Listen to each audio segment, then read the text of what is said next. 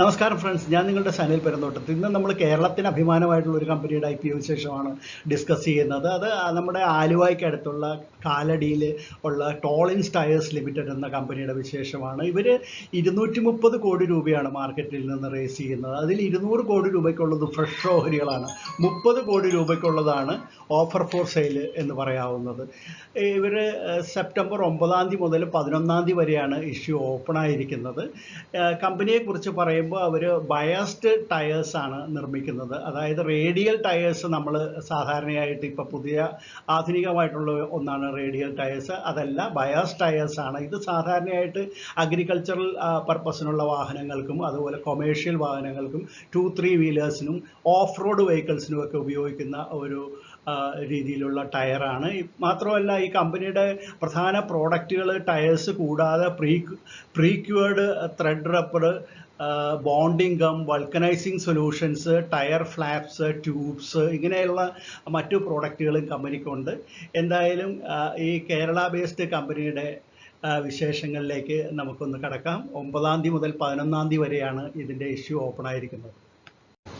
വളരെ നല്ല നിലയിൽ പ്രവർത്തിച്ചുകൊണ്ടിരിക്കുന്ന ഒരു കമ്പനിയാണ് ടോളിൻസ് ടയേഴ്സ് എന്ന് പറയുന്നത്. അവർ ടയർ മാനുഫാക്ചറിങ് മാത്രമല്ല റീത്രെഡിങ് കൂടി നടത്തുന്നുണ്ട്.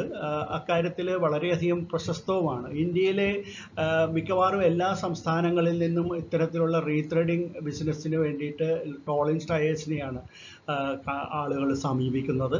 ഇവരുടെ CAGR നോക്കുകയാണെങ്കിൽ, കോമ്പൗണ്ട് ആനുവൽ ഗ്രോത്ത് റേറ്റ് നോക്കുകയാണെങ്കിൽ വളരെ ഉയർന്ന ശതമാനമാണ് നമുക്ക് മനസ്സിലാക്കാനായിട്ട് സാധിക്കുന്നത്. ഇന്ത്യയിൽ മാത്രമല്ല, അവർ വിദേശ രാജ്യങ്ങളിലേക്ക്, അതായത് പ്രധാനമായിട്ടും 40ഓളം രാജ്യങ്ങളിലേക്കാണ് പ്രോഡക്റ്റുകൾ കയറ്റി അയക്കുന്നത്. അത് പ്രധാനമായിട്ടും middle east, east Africa, Jordan, Kenya, Egypt തുടങ്ങിയ എല്ലാ പ്രദേശങ്ങളിലേക്ക് ഇവരുടെ പ്രോഡക്റ്റുകൾ കയറ്റി അയക്കപ്പെടുന്നുണ്ട്. ഇവരുടെ പ്രവർത്തനം നോക്കുകയാണെങ്കിൽ രണ്ടായിട്ട് തിരിക്കുക. ഒന്ന് ടയർ മാനുഫാക്ചറിങ് തന്നെയാണ്. ടയർ മാനുഫാക്ചറിങ് കൂടാതെ കമ്പനി ചെയ്യുന്ന പ്രധാന പ്രവർത്തനം നേരത്തെ പറഞ്ഞ പോലെ ത്രെഡ് റബ്ബർ മാനുഫാക്ചറിങ് കൂടിയാണ്. 3750ഓളം ഡീലേഴ്സാണ് കമ്പനിക്കുള്ളത്. മാത്രമല്ല 8ഓളം വലിയ ഡിപ്പോകളും കമ്പനിക്കുണ്ട്. പിന്നെ ഇതിൽ ഇവരുടെ മാനുഫാക്ചറിങ് യൂണിറ്റുകളുടെ കാര്യം നോക്കുകയാണെങ്കിൽ 3 എണ്ണമാണ് ഉള്ളത്. അതിൽ 2 എണ്ണം നമ്മളുടെ കാലടിക്ക് അടുത്ത് മാറ്റൂരും കാലടിയിലുമായിട്ടാണ്. മൂന്നാമത്തേത് അൽ ഹമറ ഇൻഡസ്ട്രിയൽ സോൺ, അതായത് റാസൽ ഖൈമയിൽ UAE-യിലാണ് അടുത്ത ഒരു മാനുഫാക്ചറിങ് യൂണിറ്റ് ഉള്ളത്.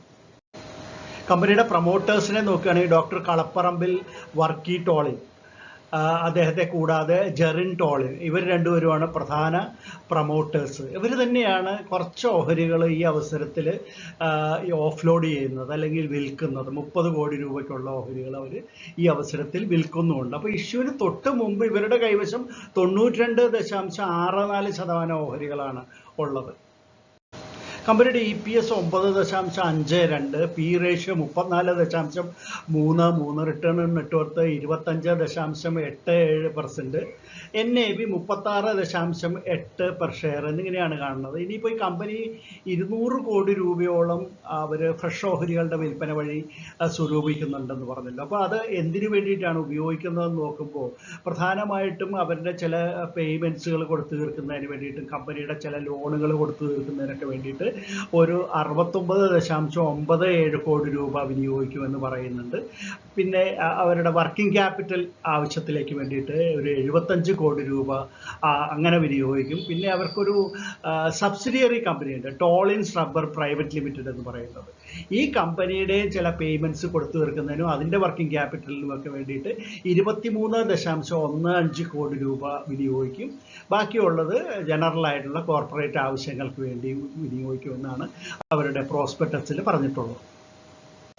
കമ്പനിയുടെ ലിസ്റ്റഡ് ആയിട്ടുള്ള പിയർ കമ്പനികൾ നോക്കുകയാണെങ്കിൽ Indag rubber, Vamshi rubber, TVS Srichakra, GRP limited, LG rubber company എന്നിങ്ങനെയുള്ള കമ്പനികളാണ് പിയർ കമ്പനികളായിട്ട് കാണുന്നത്. ഇതിൻ്റെ lead manager Saffron Capital Advisors private ലിമിറ്റഡും ഇതിൻ്റെ രജിസ്ട്രാർ കാമിയോ കോർപ്പറേറ്റ് സർവീസസ് ലിമിറ്റഡുമാണ്.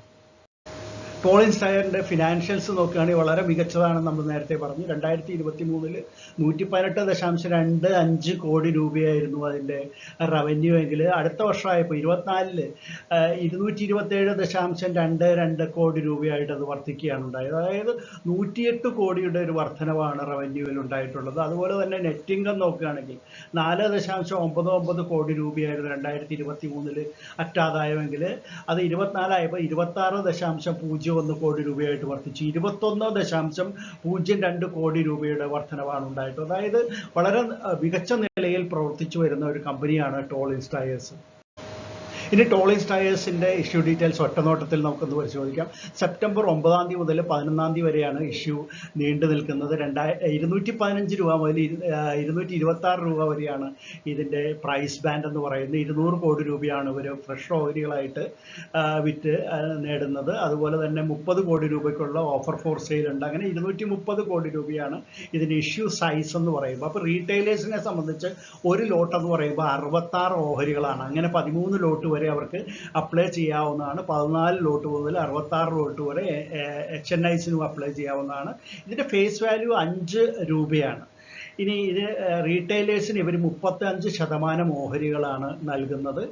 അത് സെപ്റ്റംബർ 12 അലോക്കേഷൻ വരും എന്ന് തന്നെയാണ് പ്രതീക്ഷിക്കപ്പെടുന്നത്. NSEയിലും BSEയിലും ലിസ്റ്റ് ചെയ്യുന്ന ഒരു കമ്പനിയാണ്. ഇത് സെപ്റ്റംബർ 16 ഇതിൻ്റെ ലിസ്റ്റിംഗ് നടക്കുമെന്ന് തന്നെയാണ് പ്രതീക്ഷിക്കപ്പെടുന്നത്. ഈ സെപ്റ്റംബർ മാസത്തിൽ നിരവധി, ഇപ്പോൾ 9 മുതൽ 11 വരെ തന്നെ നിരവധി, ഇപ്പോൾ 4-5 കമ്പനികളായി നമുക്കിപ്പോൾ ഇതിൽ IPO മാർക്കറ്റിലേക്ക് വരുന്നു. അപ്പോൾ ഇതിൽ ഏത് അപ്ലൈ ചെയ്യണം എന്നൊക്കെ നിങ്ങൾക്ക് സംശയം തോന്നേണ്ട കാര്യമില്ല. എന്തായാലും ഫണ്ടിന് അല്പം ക്ഷാമം ഉള്ളവരാണെങ്കിൽ പോലും ഏറ്റവും നല്ല കമ്പനികളായിട്ടുള്ള കമ്പനികളിൽ തന്നെ ഇൻവെസ്റ്റ് ചെയ്യാനായിട്ട് ശ്രമിക്കണം. എന്തായാലും 2-3 ദിവസം മാത്രമേ ഫണ്ട് ബ്ലോക്ക് ആവുന്നുള്ളൂ. നമ്മൾ അപ്ലൈ ചെയ്ത് കഴിഞ്ഞാൽ ഉടൻ തന്നെ ഇതിൻ്റെ അലോട്ട്മെൻറ്റ് വരും, അല്ലെങ്കിൽ റീഫണ്ട് വരും എന്നുള്ളത് നമുക്കറിയാം. അപ്പോൾ എന്തായാലും ഇതിൽ അപ്ലൈ ചെയ്യാനായിട്ടൊന്നും മടിക്കേണ്ടതില്ല. ഇത് കേരള ബേസ്ഡ് കമ്പനിയാണ്. ഇതിന് വളർച്ചയുണ്ടായാലും തളർച്ചയുണ്ടായാലും നമുക്ക് ഉടൻ തന്നെ അറിയാനായിട്ട് സാധിക്കുന്ന ഒരു കമ്പനിയാണ്. എന്തായാലും ഇത് മികച്ച കമ്പനി തന്നെയാണ്. ലോങ് ടേം ആയിട്ടും ഷോർട്ട് ടേം ആയിട്ടുള്ളവർക്കും നല്ല കമ്പനി തന്നെയാണെന്നാണ് എൻ്റെ വ്യക്തിപരമായിട്ടുള്ള വിശ്വാസം.